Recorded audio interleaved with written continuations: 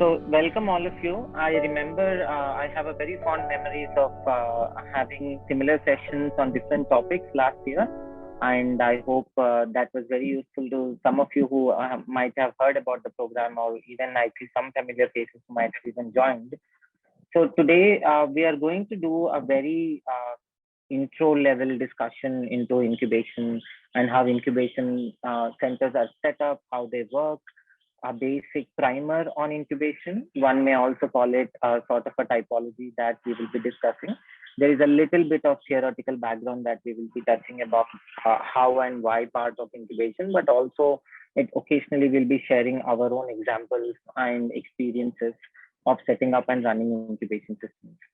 So for those of you who might have also missed and a little bit of quick recap in terms of mine and Ravi's background, we are into incubation over last 5 years almost. We both had set up an earlier other accelerator program as well. Right now we work in order to build the IIIT Incubation Center for Social Entrepreneurs. We'll talk more about that. But overall, I personally was born into incubation systems as an entrepreneur, rather. So I was an entrepreneur before. I had seen a full cycle of funding and full cycle of operations of setting up a business, exiting a business, setting up another business and closing a business, all that sort of experiences. And I was incubated at many different incubators. This is back in 2012 onwards.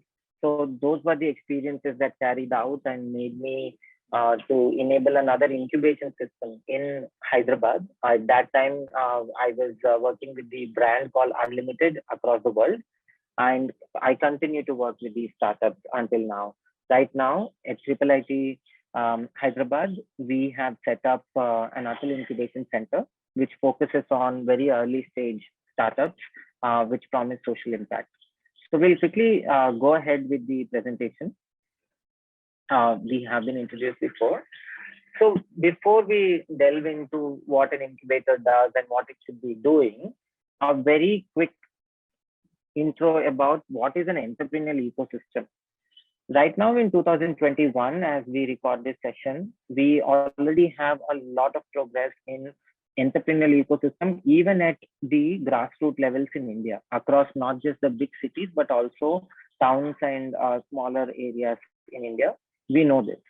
Now, some of you here may have had entrepreneurial experiences, but some of you may have also just gotten into incubator systems because you are based out of an academic institute, or because you had studied about it, or you had a general interest into incubation.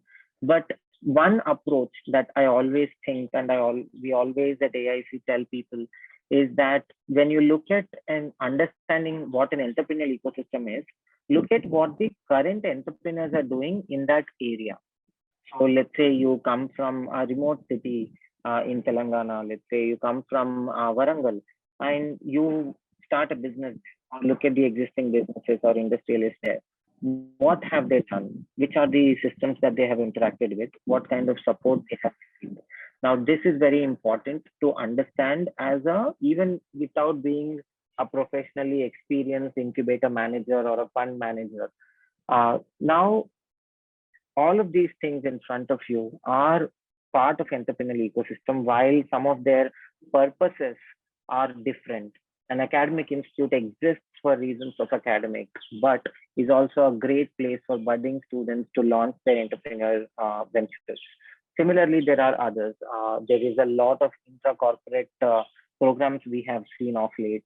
There is always experienced entrepreneurs who want to give back, and they join pool of mentors and experts locally. They also started investing. I'm talking about even informal systems, right? Then there are other, we have known since one of the buzzwords in last decade is also been co-working spaces. Now the other, of course, there might be already incubator systems and accelerator systems in your area. There is people who have gone through different programs, may not necessarily at an incubator, but a program to support entrepreneurs may also work. As simple as a public space conversation about different with different entrepreneurs and a networking opportunity also constitute an entrepreneurial ecosystem. But also we need to remember, and this is one thing that is my favorite actually, one of the best ways to understand how many entrepreneurs are in our area, what kind of entrepreneurs are, is to actually talk to local accountants, auditors, people who support others in registering their businesses.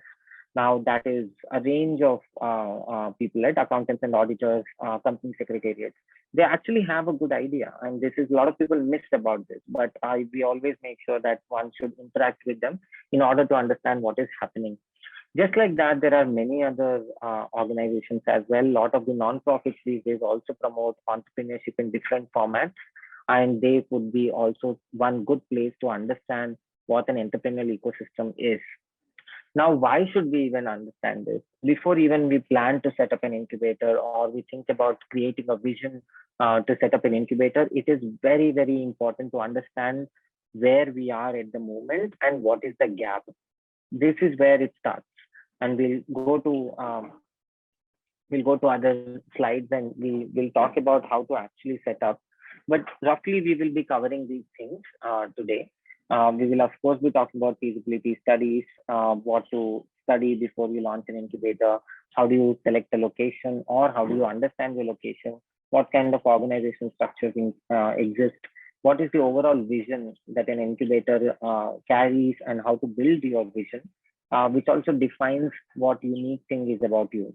And also overall strategy that drives all of these things. And this is sometimes it's very easy for a lot of people to put business models in place, business plans in place.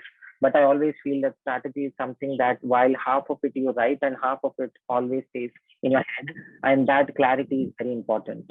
So it starts from understanding what is the nature, what kind of incubator is. Now, just like registering a business, of course, you will register an incubator as well. But just like understanding the business model, a lot of times understanding the incubator model is not really a choice as well. I mean, it's a non-profit society, non-profit charitable trust, and the Section 8 company as well. We can discuss more details about it in the question answers as well.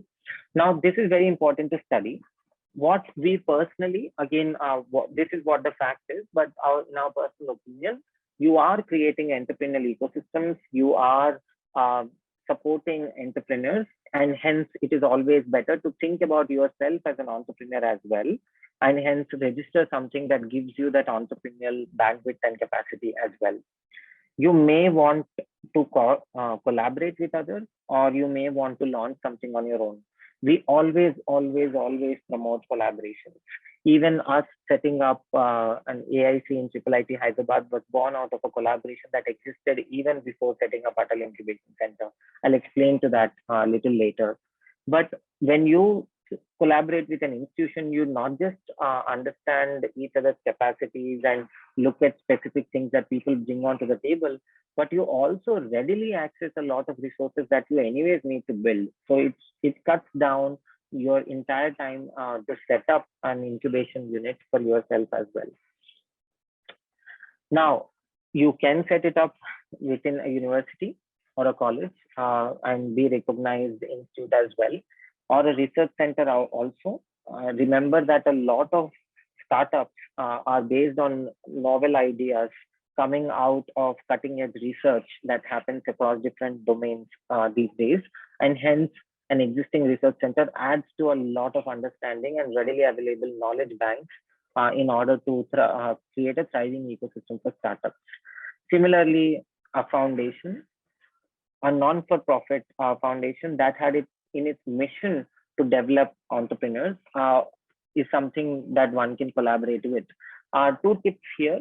There are networks like Andy Network of Development Entrepreneurs, Aspen Network of Development Entrepreneurs. It's called ANDE. Then there is AVPN, Asia Venture Philanthropy Network. These networks are basically the networks of different such bodies that we are discussing, academic institutes, foundations, research centers, businesses, which help you understand your peers in incubation system and also to support a lot more startups.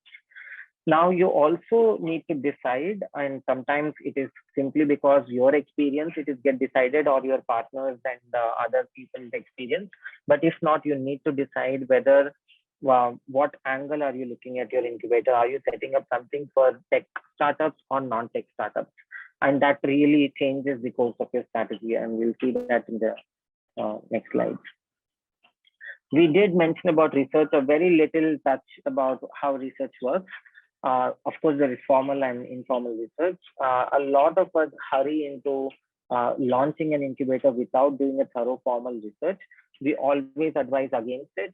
We say that do a formal research as much as possible. It is always great to collect anecdotal evidences, collect what colloquial information that exists in your area. But also, if you have certain strong assumptions, it is always good to test them through a certain hypothesis or a certain research or a survey that one can do.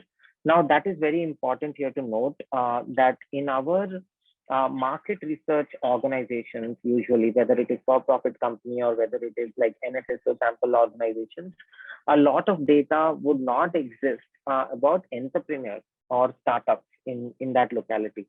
Even the small and medium companies or associations or MSME schemes of the government may throw certain details, but that may not be comprehensive in your area. So a quick study, as we discussed earlier in the slides as well, through different ecosystem players on actually asking them, so how many startups did you come across last week? How many startups are using technology or not using technology? How many startups were winding up because they didn't find support or they didn't find customers? These are some general questions one can ask with that stakeholders that we mentioned before. Collect all of this. See if your hypothesis is correct. One thing that everyone falls entrapment to in starting entrepreneurial ecosystem is basically you overestimate your own capacities. We are over ambitious in launching and feeling that okay, we'll set up a facility for 500 entrepreneurs, for 2,000 entrepreneurs.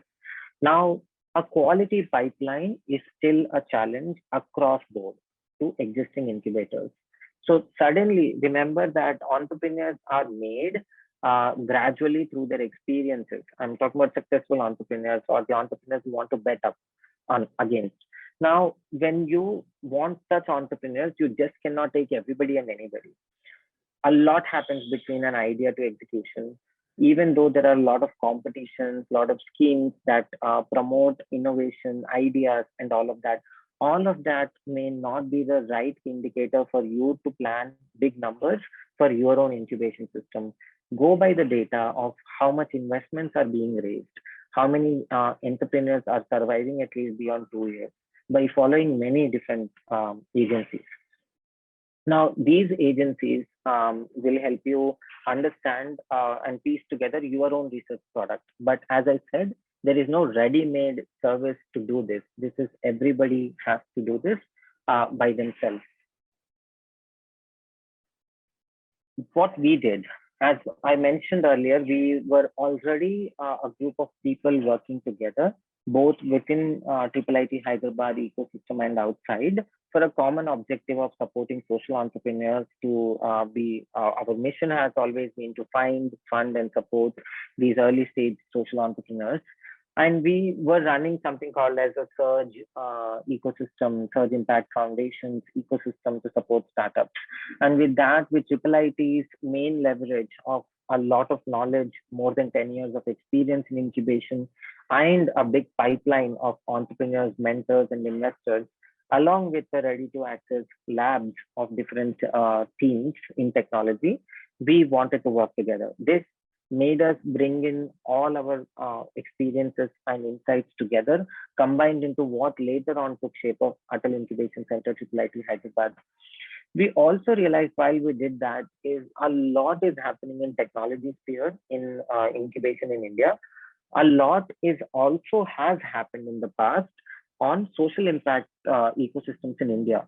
But we realized that technology for social enterprise is still at a nascent stage, and there is a lot to be done, especially in geography such as Hyderabad, where there are large corporate innovation park, large corporate innovation being set up every day, we realize that there is a lot of market for startups to thrive in this such an ecosystem and be supported by somebody like us.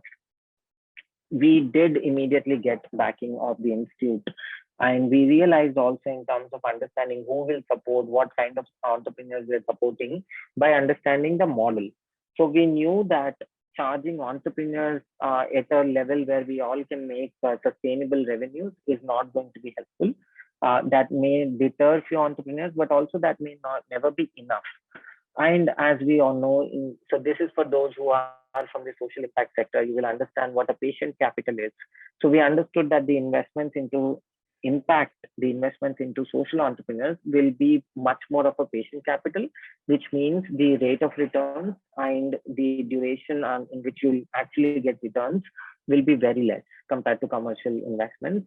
And hence, through understanding all of this, we were clear that as a model, we have to be a non-profit technically, but yes, sustainability was always built into our DNA from day one. And hence, we were able to attract a lot more support from even commercial organizations wanting to help projects of our startups or join forces with us in our programs.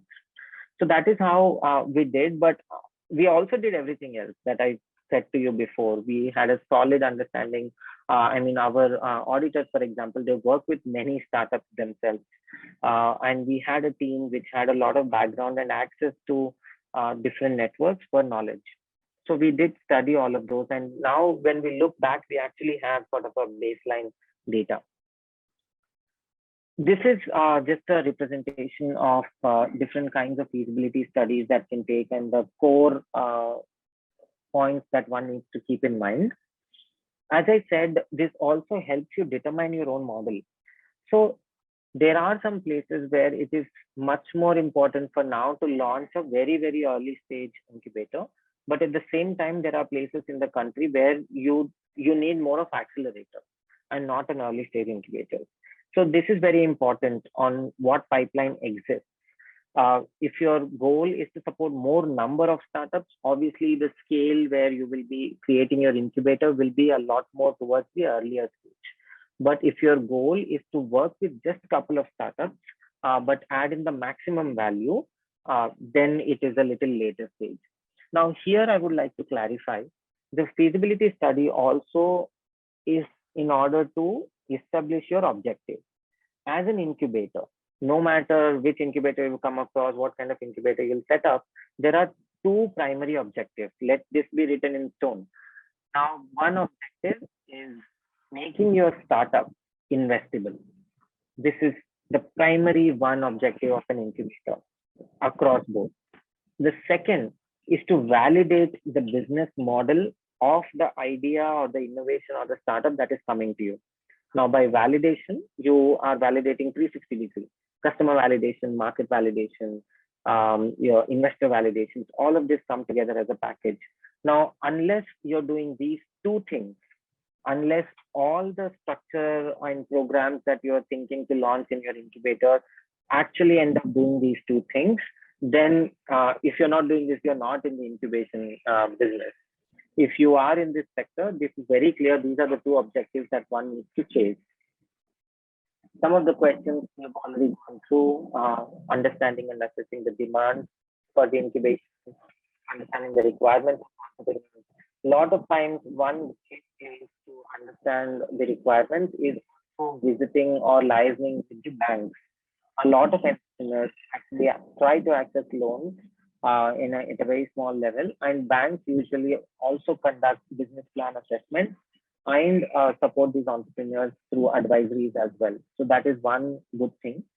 List down these services. Once you have done this study, what are the gaps? What are you providing? What are you not providing? I'm a fan of usage of different mental models that one might have heard in designing an incubator. In the sense, one of the famous mental models to use is the model of inversion. So if you can put down what will help you fail, what will help an incubator to not launch, to not be successful? What are those reasons? Put it down and then doing the exact opposite. This generally helps because somehow we are also wired to put down the challenges much more easily sometimes than and then looking for the positive and the great things that are already working. So there are many examples of doing that, but in there you will understand different challenges related to different areas, whether it is your costing, your operational plans, whether you have your resources or not, and at the end of the day, if you're starting to run, what kind of sustainability you will be built into. I'll talk a little more about sustainability here in a while. But before that, also in this study, some of you or most of you would have already gone through business model canvas. If not, it's a great idea to put your incubator on the business model canvas as well. Within those 9 blocks, you will be able to realize and get all of these information as questions. So in the 9 blocks, if you are able to answer specifically any of those questions and place them in the blog and see the interrelation, you're okay. If you're not able to, you have something to work on. Now coming to the sustainability. Incubators today, no matter who's setting up, what your target is, it is not easy to sustain. Let this be very clear right from the day one. Incubator is something not where you set up in order to become unicorn. Right? That's the startups you do. That's the commercial demand gap business models that you launch. As an incubator, it is tough. It is tough, especially because you are a mediator. You're in the middle of mostly the investor and the investee. And the value you're adding is a huge value which multiplies many-fold. But the way it is structured, whether a non-profit or a for-profit, you are bound to keep your costs very low. There is a cycle of administrative expenses that keeps being questioned by the investors themselves.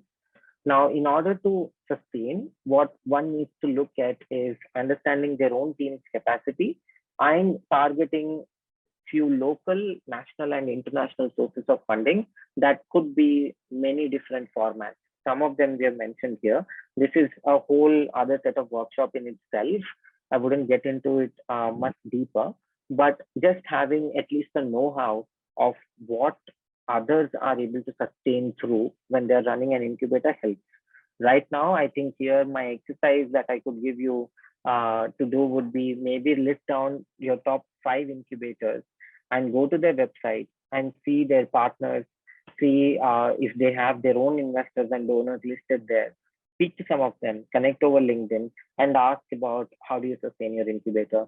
Generally, you will be surprised how open the sector is and how helpful people are in order to help you understand. This is a very rough, in this is very standard organizational structure.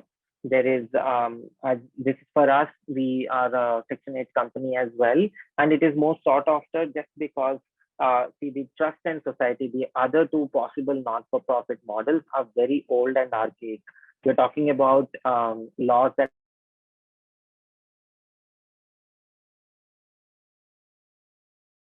are from a concept of trusteeship. So 1 second. Yeah. So we're a concept of trusteeship. But what happened is with the evolution of different models, a lot of us, even we want to work in a non-profit sector, have not been able to fully leverage the existing trust and society laws because they were not set up for this reason, right? They were set up to do direct charity, like support somebody who's hungry or supporting a disaster management, all of that. But a not-for-profit Section 8 company is run like any other private limited company, and it's the most ideal form of setting up and running a modern age incubator. It generally has a board of trustees or a board of directors, followed by advisors. But usually, this is the common structure that you have. There is one person who is responsible, the chief executive officer, is also the KMP, key management personnel on the board for a lot of organizations. There is an operation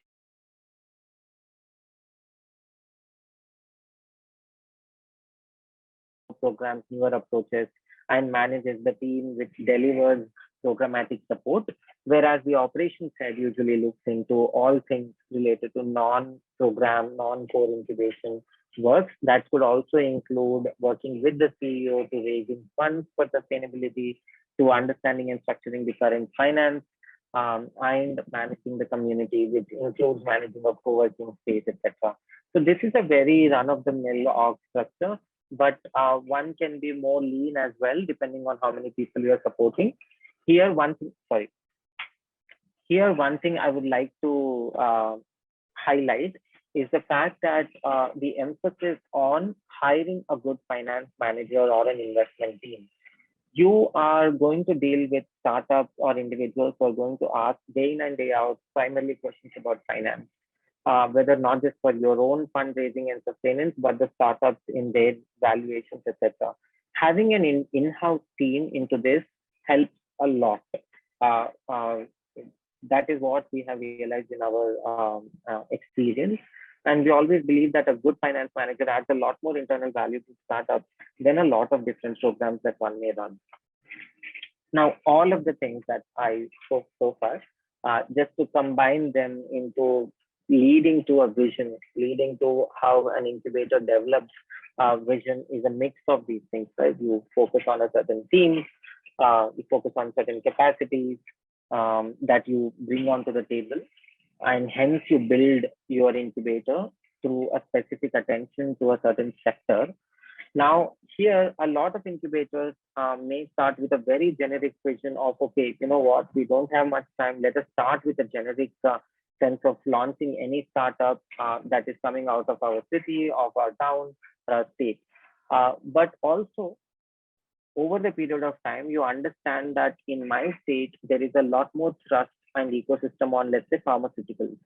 So maybe this is my cue to build an incubator for pharmaceuticals, because I can make sure that all the connections are in place for a startup to come here and set up business. So this kind of local knowledge helps you to build your focus area, understand your requirements locally, and also at the end of the day, plan your ambition correctly. As I said, left alone, a lot of us become over ambitious and think that we may support 1,000 entrepreneurs. But the key is how much quality supply of entrepreneurs is there, out of which how much you'll actually pick up. The other things we've briefly touched a little bit before is demographics. If it is in a metro, understand that there are already a lot of incubators. Unless you are finding a niche, you will become just one of the many, and startups may not come to you, because remember, startups are also taking a bet by investing their time into you as an incubator. So they would want to go and take support of an existing or an experienced incubator rather than a new one. But in a new area, they may most probably find any incubator with at least a streamlined strategy and capacity to be able to join. We did talk about the structure which drives the vision itself. If you do have sometimes veteran investors, sometimes a leader who's very well known publicly, has a certain vision of, let's say, you build an incubator in order to empower youth in your city, you build an incubator in order to grow research, you build an incubator in order to meet a certain market demand. All of these things affect what your vision is, and that could be totally different depending on what your understanding is. Now, all of this set together, we need to remember that this is not a one-time exercise. All of this will lead you to at least build an overall strategy. But remember, strategy is as good as its execution. On paper, what we see, unless we have sort of a regular exercise to understand our yearly goals, yearly targets align with our strategy, and our strategy to keep adapting, it's not really worth it. A lot of people I have seen, in fact, since when I started in this industry, I've also seen a lot of incubators actually going away. And it's a little difficult to explain to all of the incubators to not repeat the problems of another that we have seen, which usually follow with the lack of preparation, research, having a clear vision, etc. So this is a few, as I said, a very basic introduction in setting up an incubator, the bare minimum nuts and bolts. From here, I would ask my colleague Ravi to also talk about little specifics in setting up the incubator. And of course, I'm here as well, and we'll take questions at the end. Ravi, over to you. Yeah, thank you, Raj. I'll just share my screen.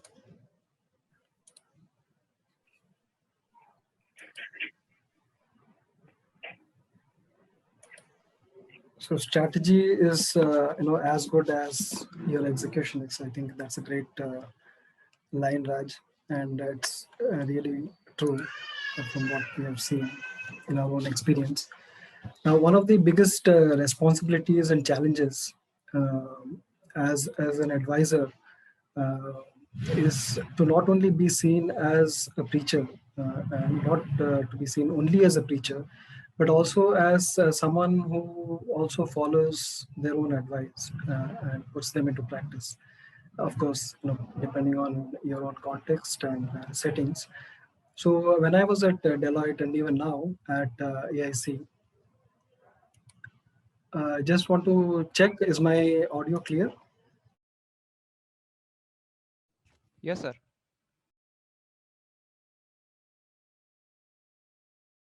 Advising startups. This is one thing I constantly think about.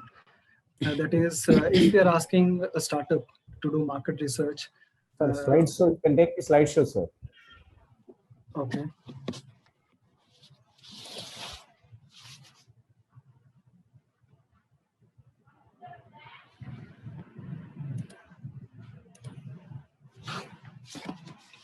Yeah.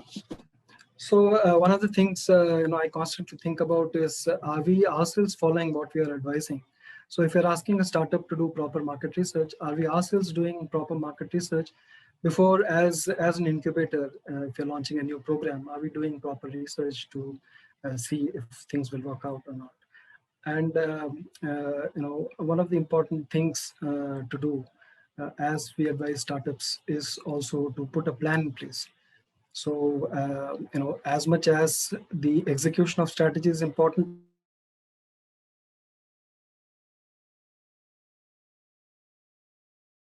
what are the few to-dos in the process of setting up an incubator, like conducting feasibility study, identifying your demographics, and hence, your location, your organization structure, and a vision, a future desired state of your incubator, your organization. So, with that background, let's see how you could develop your incubator strategy, which is basically a high-level plan and approach to realizing your vision. And it's not an operational level plan, but it's more directional. So, as you see, the starting point for putting together a strategic plan is really the vision, and having a clear vision of what you want to achieve in future. And you could decide on what the time period is, 5 years or 10 years. 10 years is a long time, but a future desired state for your own organization.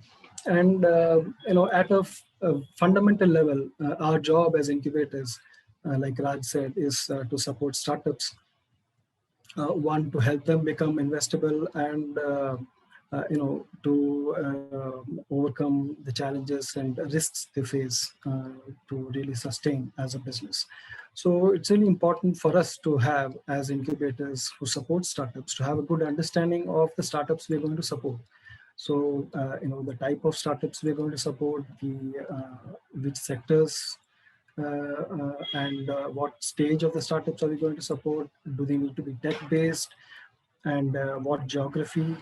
And once we identify these top-level things, the next really important thing to think about and also have a good understanding of is, what are the needs and challenges of these target startups?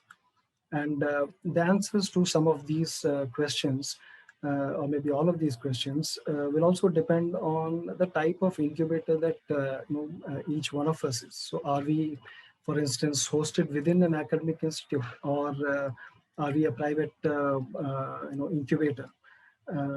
and is our incubator for profit or is it not for profit, and so on. So once you have clarity about what kind of startups we're going to support, the next important thing to really think about is what are those critical factors that are going to define our journey to realizing our vision, and also setting high-level overarching goals and deliverables and milestones that will help us assess as we make progress and mature as an organization to really understand whether we are making progress towards achieving that vision. And one important thing in that journey is to really understand what our own capabilities are and what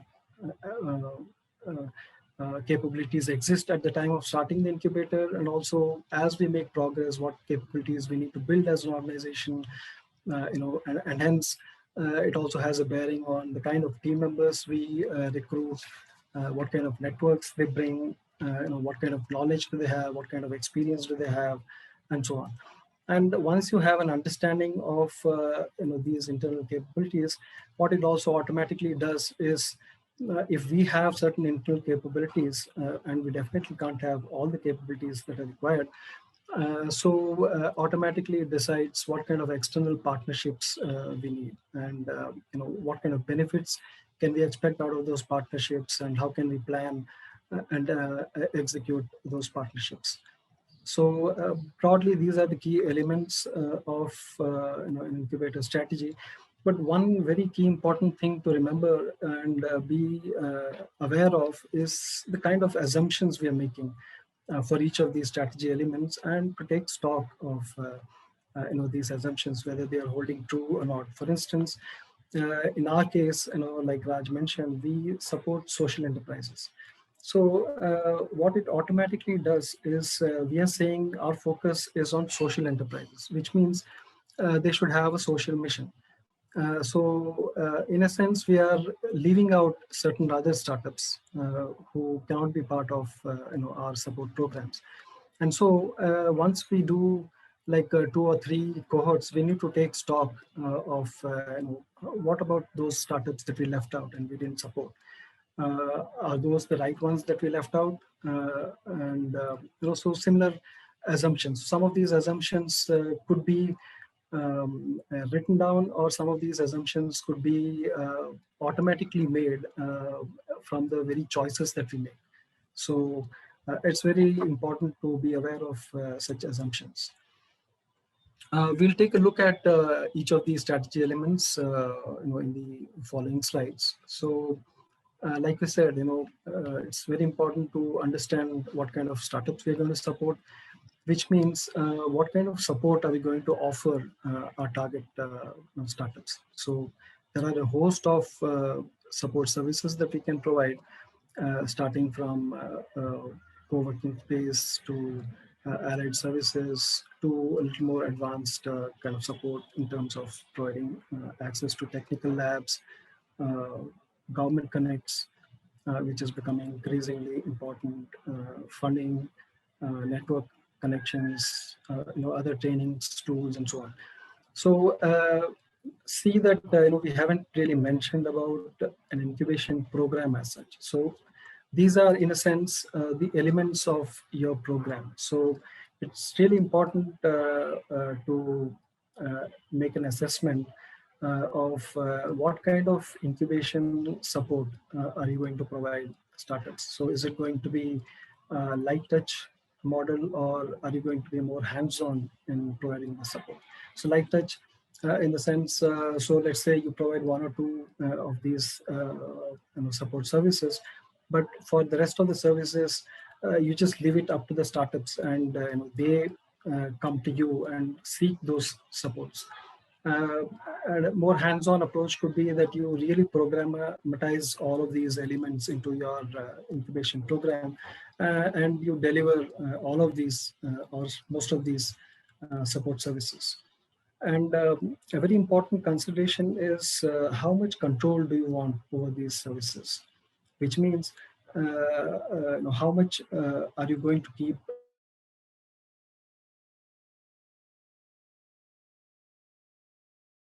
capabilities you have within the team to provide these services in-house, and what are those capabilities which you lack, for which you need to go to outside partners.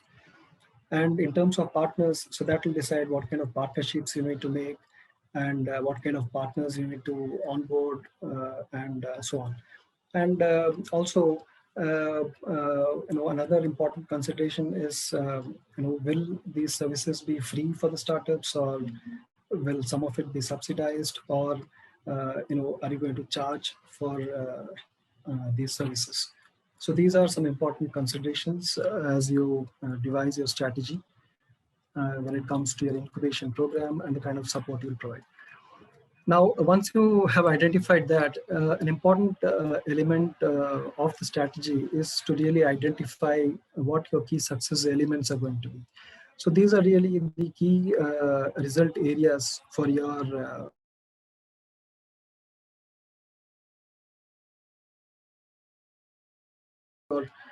what are the areas that you're going to assess your progress on. So you could broadly, divide the critical success elements into internally focused success elements and externally focused success elements. So internally, it could be around governance, team, what kind of knowledge and experience do you have in the team? Are people coming to the team with experience in the sector, or do they bring networks along with them, and can you leverage those networks? And like we mentioned earlier, the program itself and what kind of support you're providing as part of that program, what kind of infrastructure you have and you want to build going forward. And like Raj was mentioning quite a bit, uh, what about financial sustainability? So a lot of these things will also depend on how we are structured as an organization, and who are we supported by. So are we part of an academic setup and we are hosted by an institute, which means that our functioning is going to be largely driven by the goals and the focus areas of the institute's capabilities, and also as we look at the right side on extremely focused success elements like branding and imaging. So are we going to leverage the host institute's brand and to a large extent, or slowly are we going to create a separate brand for the incubator itself, and things like that. So on the external side, startups, what kind of startups? So a very important part of the success of an incubator is going to be really the kind of startups that you support. So the startup success is our success. So it's really important that we identify and take startups very carefully. And some important considerations around this kind of startups we're going to support, what kind of geography are we going to focus on, and so on. And a very important part is also the ecosystem engagement. How are we going to engage with key stakeholders? And definitely you could say we need all kinds of stakeholders and all kinds of partnerships, starting from local to regional to national. But then how are we going to progress? Maybe start from the local, tap into the host institutes, partner network, and then move and expand your partnerships. And also definitely investors and fundraising and alumni, like Raj was mentioning. How do we engage with the alumni post-program, have them as mentors and guides to your both the incubator and also the startups going forward. And one very important thing to understand about the critical success elements is that each of this is really a gradient, and it will it's really more of a band than one static thing. So as the organization matures, there will be various levels for each of these elements. The team will also mature, the experiences and knowledge of the team will also mature. So we really need to map the key success elements as the organization matures. And then it's really important to identify mapping into those key success elements. What are those goals and deliverables, high-level goals and deliverables that you're going to track and measure yourself against. For us at AIC, these are some of the broad things that we measure ourselves on and also report to Niti Aayog, who is our main sponsor. And so some of these numbers are really only for representation, but just to give you an idea. So, the number of startups you support, the number of startups you graduate. Again, you have to define what you mean by graduate. And what's the seed funding that has been leveraged by startups you've supported, jobs created, and so on. So these goals and deliverables will really be derived from what kind of key success elements you're targeting. And for each incubator, some of these things could be common, but again, you have to contextualize this for your own organization. The next important thing is to really map your internal capabilities. And so one thing that automatically happens when we map our internal capabilities is that it's like looking at two sides of the same coin in terms of capabilities, which is once you identify the internal capabilities, you're automatically saying what is it that you don't have, which means what are the partnerships that you need. And to identify and map your internal capabilities, you really need to look at what kind of startup support services we're going to provide, what's our program going to look like, and what are those key success elements we're going to focus on. And so what is the capability that we require to deliver on each of those things. And once we identify the capabilities that we need, what are those capabilities that exist internally, an assessment of that, and then what are those capabilities that we need to develop internally as an organization. And so if we have the an idea of the capabilities that are required, and we know what is existing and what we need to develop, what it also gives us an idea of is what do we need to go out and look for in partners to get those capabilities to really provide good support to the startups. And one important and useful tool that you could use is to use the SWOT analysis. It's a very common and widely used tool. What it will give you is a good understanding of not just your own internal strengths and weaknesses, but also a good understanding of what's happening outside of your organization in terms of the ecosystem and the other incubators also. So one of the things that we see very common is that startups are part of several different incubator programs. And so if they are, to put it loosely, incubator shopping, then how can you differentiate your incubator from the other incubators who are in the very similar space? So that kind of assessment also it will help. Now, once we have an understanding of this, this is a framework that could be useful in terms of prioritizing how you engage with the ecosystem. So one thing that we have seen generally is that most of the incubators are very lean teams, and so one, we don't have a large team size, which means that we are hard pressed for time. And so this is a good framework to really prioritize your ecosystem engagement. You could look at this 2x2 matrix in terms of the stakeholder support that a particular stakeholder can provide to an incubator, whether that capability exists with the stakeholder or not, and what are the current alignment of their goals and the incubator's goals. So if you really look at these 4 boxes, inform is where the stakeholder doesn't have the capability. So this is all the current state. What is it right now? So right now, stakeholder may not have the capability to support your incubator, and the goals also may not align. So which means it's a very low priority stakeholder, but it's really important to not ignore the stakeholder, but still engage with them, maybe on a very not maybe on a regular basis, but then still keep them engaged in the form of, let's say, a newsletter. Or one way we engage is through social mixtures. And so at AIC, we used to have these informal social gatherings once a month.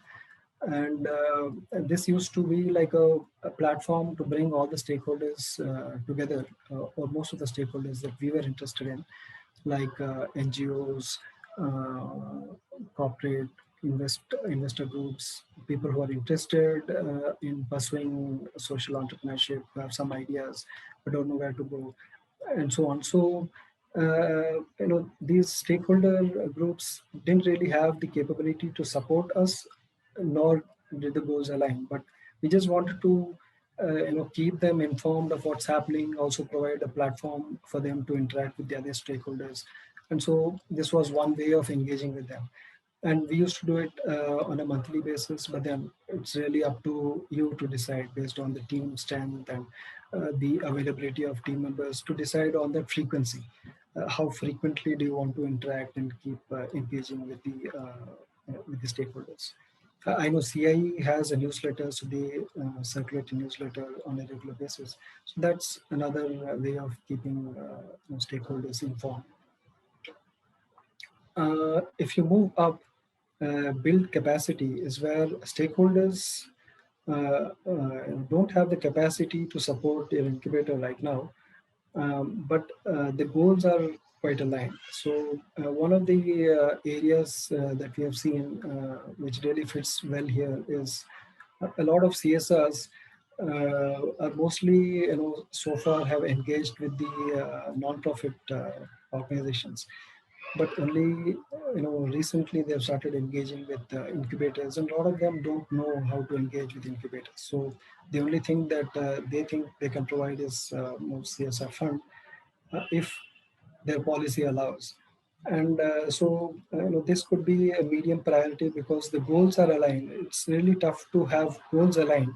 The capability could still be built. You as an incubator could also help the corporate understand how they could work with an incubator, and give them knowledge and help them understand the space. So it's more of a give and take. And we are right now, for example, working with a company called EPAM Systems to launch a accelerator program for tech-based social enterprises. And EPAM Systems hasn't done this earlier, so we are in a way helping them understand the space. But one thing they are very open to do is to provide not just funds in terms of grants for the startup, but also to engage their employees who have technical skills, and to leverage those technical skills to help the startups in their at least the technology challenge or needs they have. So that's another way of engaging. Now, if you come to customize, where stakeholder doesn't have has the capability to uh, support, but the goals are not really aligned. This is a little more difficult because you need to really work on finding that common ground, and and really customize and try to come up with something that will work for both. In our case, we in August, September last year, we launched a platform called TSSN, Telangana Social Startups Network. This is in partnership with the State Innovation Cell. And so the State Innovation Cell definitely has the capability to support us as an incubator. But our goals really were not, quite closely aligned at that point of time, or before that. But that's the time when they thought they should do something in the social impact space, and we came together, and we discussed, and we felt that there is no platform right now for the social enterprise ecosystem, at least at the city level and at the state level, to engage and meet at a regular interval. And so we created that platform. So that's something that could be worked on. And the blue box execute is really the sweet spot where you want to focus most of your time on, and that's where the capability of the stakeholder to support the incubator also exists, and the goals are also very closely aligned, and hence these kind of stakeholders become top priority, and you should actively try and seek out these stakeholders and engage more with these stakeholders. So for us, the Atal Innovation Mission Network, which is part of the Niti Aayog, is a very important stakeholder group, and we focus most of our attention in engaging with this network. And how you engage with each of these stakeholders, either formally through an agreement or just only for one specific event, or maybe just exchange an email and then to carry on with the partnership. So it really depends on both the incubator and also the stakeholder. But this is a broad framework that will help you engage with the ecosystem. This is broadly the elements that go into the critical success, the strategy of an incubator. The next step really is to operationalize the strategy and plan in terms of creating annual goals, and breaking that down further into monthly goals, the team that will be responsible, and what kind of budgets you need to execute those plans and so on. So we'll stop here, and thank you for your attention.